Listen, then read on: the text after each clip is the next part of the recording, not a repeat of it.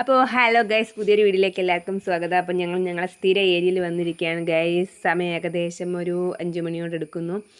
ഞങ്ങൾ കുറച്ച് നേരം കൂടെ മടി പിടിച്ചൊക്കെ ഇരുന്ന് പോകണ്ടേ എന്ന് ആലോചിച്ച് ഇങ്ങനെ ഇരുന്നു ഗൈസ്. അപ്പോൾ പെട്ടെന്നാണ് ചേട്ടൻ പറഞ്ഞത്, നമ്മൾക്ക് ചുമ്മാ അവിടെ ഇരിക്കുകയല്ലേ, കുറച്ച് പോയിട്ട് വരാം എന്നൊക്കെ പറഞ്ഞിട്ട് പിന്നെ പിള്ളേരെ എല്ലാത്തിനെയും വാരി പറഞ്ഞുകൊണ്ട് ഒറ്റപ്പോക്കാം. അപ്പോൾ നമ്മൾ വിചാരിച്ച് ഭയങ്കര ശാന്തമായിരിക്കും, നമുക്ക് ശാന്തതയൊക്കെ ഇങ്ങനെ ആസ്വദിച്ച് അവിടെ ചെന്ന് നിൽക്കാമെന്നൊക്കെ പറഞ്ഞ് വലിയ സെറ്റപ്പിനൊക്കെ ചെന്നെയാണ് ഗൈസ്. ചെന്നപ്പോഴാണ് നമ്മൾ ആ നഗ്ന സത്യം മനസ്സിലാക്കിയത്. അവിടെ മൊത്തവും ചൂണ്ടക്കാരൊരു കൊള്ള തന്നെ, കുട്ടികളും ചേച്ചിമാരും കുഞ്ഞിക്കിടാങ്ങളെയൊക്കെ കൊണ്ടാണ് ഗൈസ്. ഇഷ്ടം പോലെ ആളുണ്ടായി.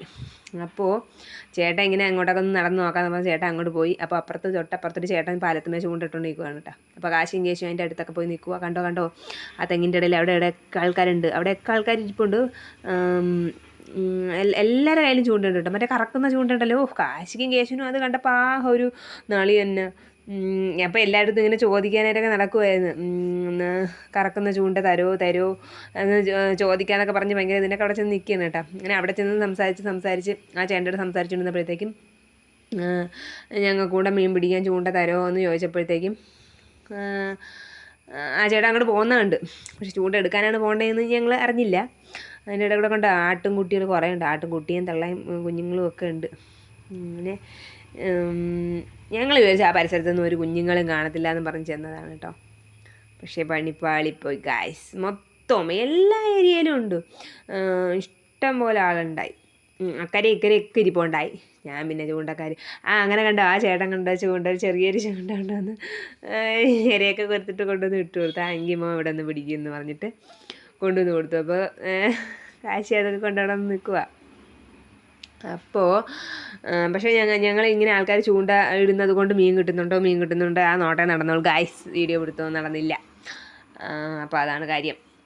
അങ്ങനെ അപ്പോൾ ഞാൻ പറഞ്ഞു, നമുക്ക് വീട്ടിൽ നിന്ന് കുറച്ച് ചൂണ്ടയൊക്കെ വരാനുള്ള സേട്ടൻ നമുക്കിങ്ങനെ ഇരിക്കാമെന്ന് പറഞ്ഞു.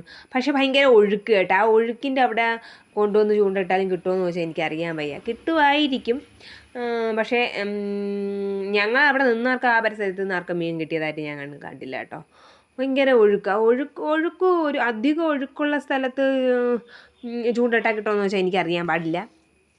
എല്ലാവരും ആ പാലത്തുമ്പിൻ്റെ ആ ഭാഗത്തൊക്കെ തന്നെയാണ് ഇരുന്നത്. പിന്നെ അപ്പുറത്തോട്ടൊക്കെ കുറേ ആൾക്കാർ നിൽക്കുന്നുണ്ടായി.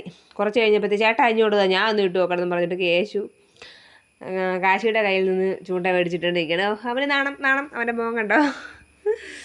ഞാൻ ഇപ്പം മീനെ പിടിക്കാമെന്ന് പറഞ്ഞിട്ട് ഇടുവാണ്. അവൻ ചൂണ്ട ഇടുന്നെങ്കിലും അപ്പുറം ആൾക്കാർ പിടിക്കുന്നതിനാണ് ശ്രദ്ധ കേട്ടോ. മീൻ കിട്ടുന്നുണ്ടോ ഇത് കണ്ടേ പിന്നെ വീട്ടിൽ പിന്നെ നിവർത്തിയില്ല ഗൈസ്. എപ്പോഴും അമ്മ നമുക്ക് കറക്റ്റ് ചൂണ്ട എപ്പോൾ മേടിക്കും, ചാച്ചാ നമുക്ക് ചൂണ്ട എപ്പോൾ മേടിക്കും, നമ്മൾ ഫ്ലിപ്കാർട്ടിൽ നോക്കി വെച്ചിട്ടുണ്ട് ചാച്ചാ നമുക്ക് കറക്കുന്ന ചൂണ്ട എപ്പോൾ മേടിക്കും എന്നൊക്കെ പറഞ്ഞ് ബഹളമായിരുന്നു ഗൈസ്.